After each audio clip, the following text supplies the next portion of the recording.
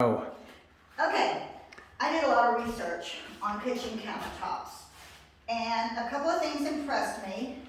One was a tour of the Winchester House out in San Jose, California, and this house built in the 1800s had wood kitchen countertops, and they'd been there for, well, 150 years, and I guess they were still functional. And then I started noticing on some cooking shows. I won't mention one that I saw. And the professional chef had wood countertops. And I'm like, okay, what's the deal with that?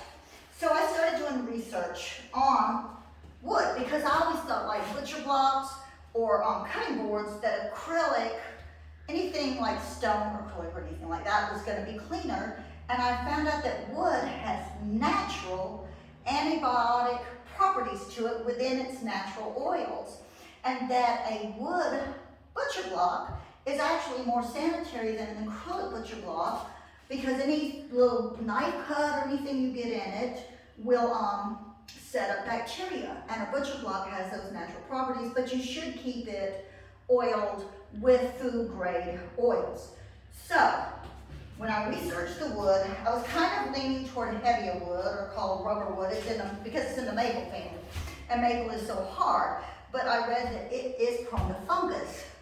And then when I saw acacia wood, which is a reasonably priced wood, they mentioned that it's also used in outdoor furniture. And that kind of sold me on it. I didn't know if I wanted this much color in my wood, but I was sold on the acacia wood from all my research. Within 24 hours of getting the butcher block, which it came yesterday evening at about 6 o'clock, and now it's what, 9, something like that. You are supposed to go ahead and seal it.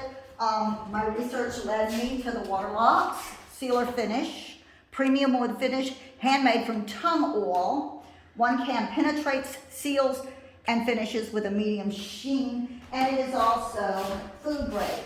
So I've already done the other side because you have to do all sides, and then of course when I cut out for the sink, then I'll have to do all those edges. I'm gonna work on treating this several days so that I get lots and lots of oil in it, because the water will bead up when I have it properly treated, just like it does on my wood cutting boards. So I'm gonna let you, can you come in and show me what the wood's gonna look like? Okay, you see the wood, it's pretty already, but then look at this. Look at the color popping out on this counter. This is going to be so beautiful in my 100-year-old house. I can hardly wait to get it in. Now, as far as cost, this, we had to buy a 10-foot piece because they come in 8 and 10, and of course, my counter measures 8.5 feet, so yeah, that's how it works. But I can use the other foot and a half someplace else. But this piece of 10-foot beautiful countertop, okay, well, I found a flaw in it. I was gonna make this my top, but I think I'm gonna flip it over and use the other side as my top. Just because I've already seen it getting in it and I don't have my countertop.